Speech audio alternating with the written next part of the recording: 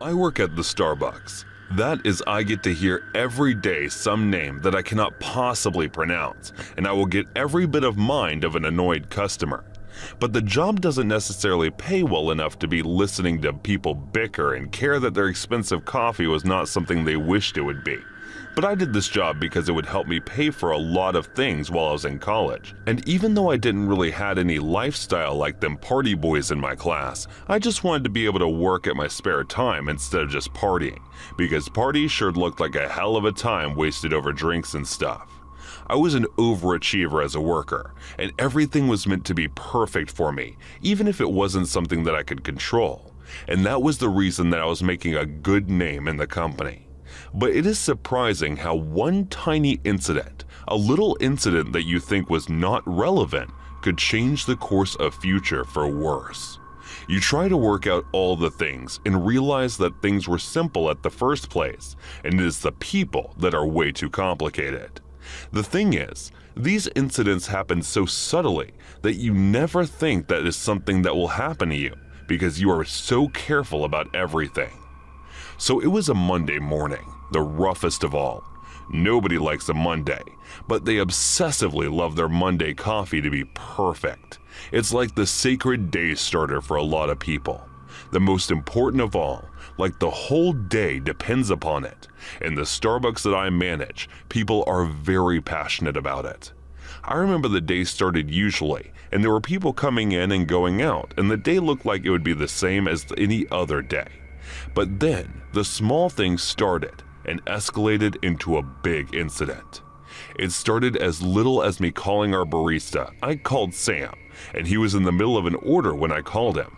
I took the cup from him and spelled the rest of the spelling, and then made the cup for one Roderick. And then, as I gave the cup, the guy pointed out the spelling mistake, which I ignored at first because there were many customers already waiting to be served. But the man was persistent and too sassy for a morning, and he came up to me and said, "The spelling on my cup is wrong." And I looked at him and apologized and said, "I'm sorry, sir, it won't happen again." And then I moved on to the next order. And the guy replied, "This is why you're working here, because you don't know how to spell a name." And I said sarcastically, "I'm sorry." I spelled sorry wrong, because I was not in the mood to tolerate him. But then the man looked at me and said, "You think you are very smart. You are going to pay for this." And I had no idea what he meant. I apologized again and said, "I'm sorry, sir." And then he said, "It's Roderick, not Roderick." And I replied, "I get it, sir. I realize it now, and I will make sure that this does not happen again." But the man seemed like he was here for nothing but trouble, and then started calling out the whole staff names in front of everyone present in the cafe. And then I decided to not tolerate him anymore and told him, "Sir, please get out and do not disturb any more customers." And the man flipped and tried charging me with some of the guys in cafe held him back against asking him to chill.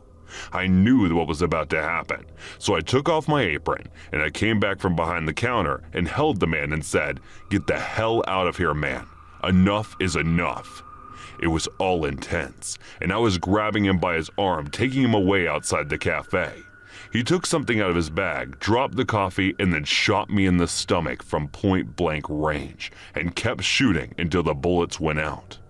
I never thought that something so little like spelling would cause this much mess. The last thing I remember, it's the Monday morning, and I'm lying down outside the Starbucks I work in, and I am bleeding. Hey guys, thanks so much for all the support. If you haven't subscribed to the channel yet, please feel free to do so.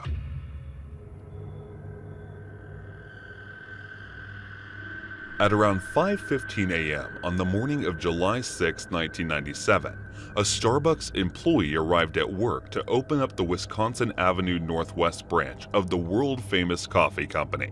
Situated just north of Georgetown University in Washington, D.C., there was a lot of work to be done before the morning rush, and the employee in question had yet to imbibe their morning espresso to really kick them into gear. So by their own admission, they were pretty groggy by the time they headed out back to one of the freezer units, intending to fetch some of the breakfast pastries that will go on sale that morning. But when the overtired staff member cracked open the freezer unit, inside was the frozen, lifeless corpse of 25-year-old night manager Mary Catherine Mahoney, along with the bodies of 18-year-olds Emery Allen Evans and Aaron David Goodrich. Although they weren't always on the safe shift pattern, the employees knew his slain coworkers well, and the horror of witnessing their frozen, discolored cadavers was almost too much to bear. They raced out of the Starbucks and flagged down a bus driver who was only just beginning his morning route. And given how they could have called 911 from the on-site telephone, running to find the comfort of another living person is very telling of this person's distraught state of mind. Within 5 minutes of the initial 911 call, police were on the scene and taking stock of the situation. All 3 employees had obviously been herded into the rear freezer units before being shot execution style. But what initially confused the investigation was that not a single cent was missing from the Starbucks. If the motivation wasn't robbery, then it looked a lot like a brutally well-executed, targeted killing. But why on earth would someone ambush and murder 3 coffee shop employees during their routine night shift? What made the murders on the more shocking was that Georgetown had been traditionally a low-crime area of Washington, D.C., with local district council member Jack Evans saying to have a triple homicide anywhere in the District of Columbia is an unusual event. But to have a triple homicide in Georgetown is extraordinary, and this has never been a place where crime has been a problem. Over the course of that balmy July morning, scores of blue-uniformed officials made their way to the scene to look for evidence outside the split-level brown brick store. Homicide detectives and forensic technicians alike poured over the scene for hours on end after the bodies were found, working inside and outside the building adorned with the familiar green and black logo. They dusted doors for fingerprints, searched the store, and took statements from local residents in the hopes of piecing together what had happened. But it was only when Mary Mahoney, his car was examined, that further evidence was found. Evidence which indicated that the murderers were no random attack. Inside the car was spotless. Safer would look like signs that Mahoney had recently spent time playing with a pet, a dirty tennis ball, a plastic chew toy, a dog's brush, and a red cow.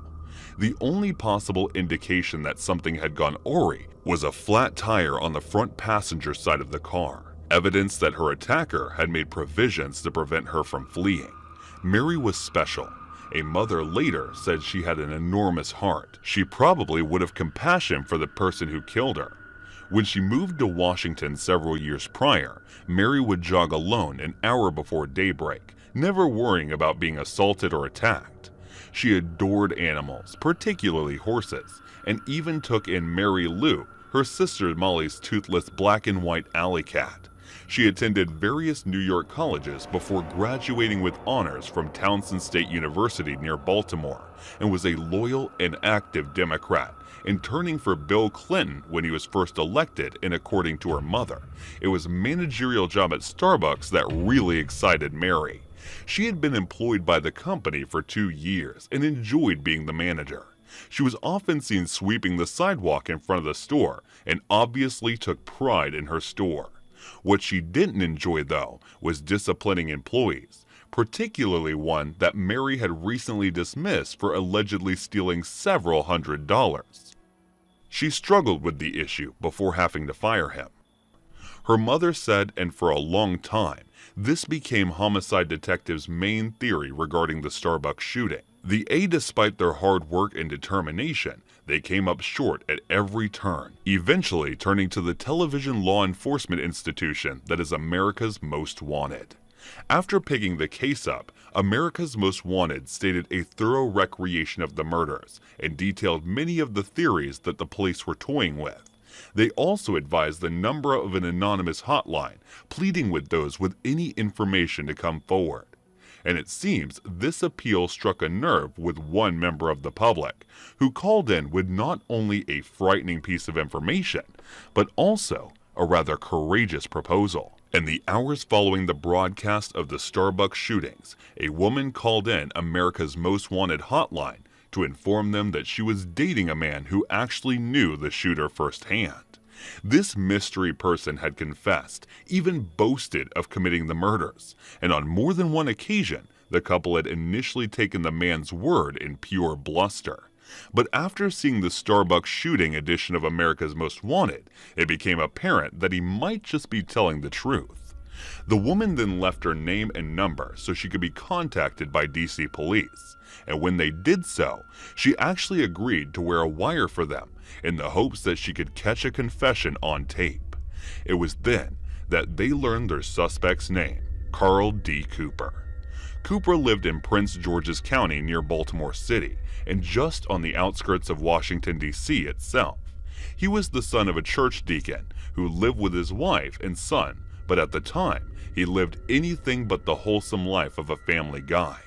At the time of the Starbucks shooting, Cooper was being charged with attempted murder in the 1996 shooting of an off-duty police officer in Prince George County. As far as family's complicity in his crimes, it turned out that it was Cooper's wife that purchased the 9mm handgun that her husband used to shoot the officer. It was the combination of this and his alleged involvement in the Starbucks shooting that led DC police to wiretap Cooper's home phone. He was arrested after making reference to several local shootings, but insisted that a friend of his named Keith Covington had joined him in the Starbucks robbery. It was him that executed the 3 victims.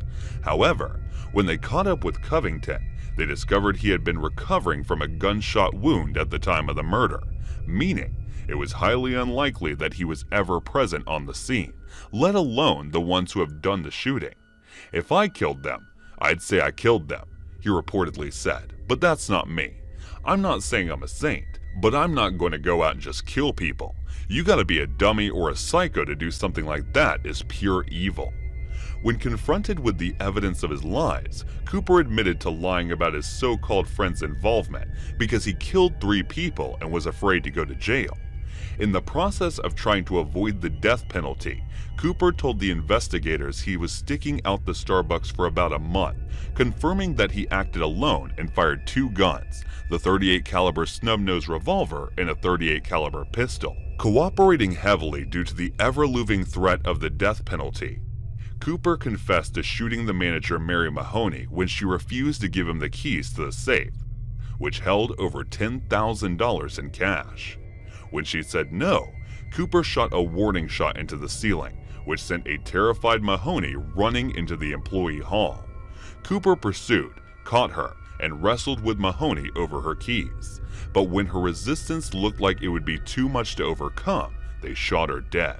He then shot the 2 other Starbucks workers at the store, executing one as they survived the attack and attempting to crawl to safety. Cooper later stated that he wanted to put him out of his pain and misery, but it's more than likely this thinly veiled attempt at showing her to conscious was nothing but an attempt to dodge the first death penalty charge in over 30 years. During his trial, even when the relatives of the victim wept openly in court, Cooper remained chillingly composed.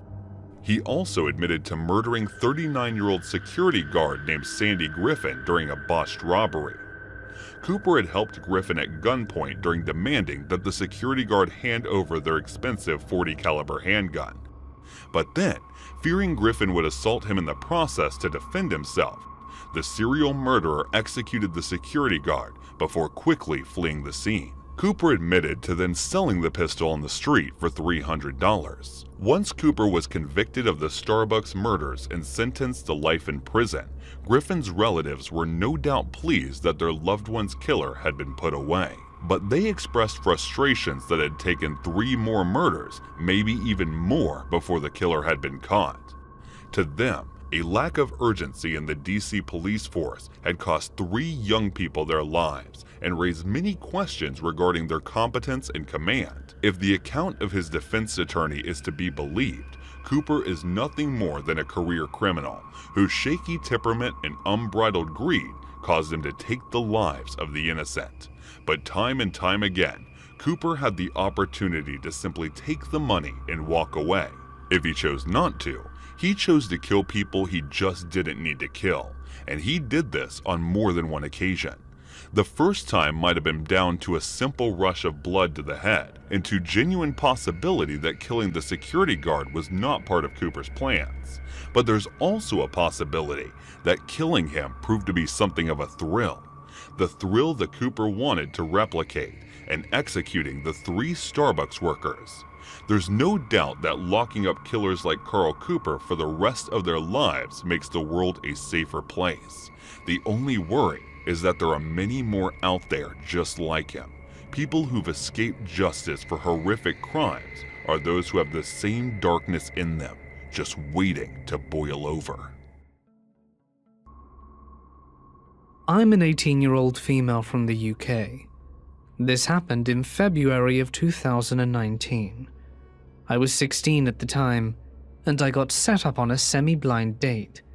We had seen photos of each other by a mutual friend. The guy was called Cameron, who was 19. Cameron seemed like your average guy, maybe a little into video games and anime and stuff, but overall, nothing my friends told me about him seemed off in any way.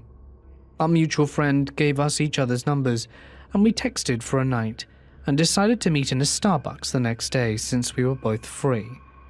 I never liked to meet new people this soon, but figured since Cameron knew my friend, it couldn't possibly go wrong. How mistaken I was.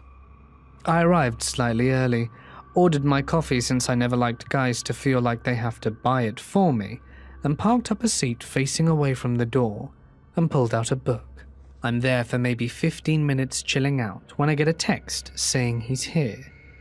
So I'm like, great, I'm at this table, and I feel a presence over my shoulder, and I turn my head, slightly in acknowledgement. He must be here. Before I even get the chance to squeak a hello, his lips latch onto my neck, and he starts sucking on it. Now, I don't like people touching my neck at the best of times. I'm very ticklish, and I get super uncomfortable by people even touching it. A few times, I've had massages or hair treatments, and I've been holding it in discomfort, and he's latched on like a leech.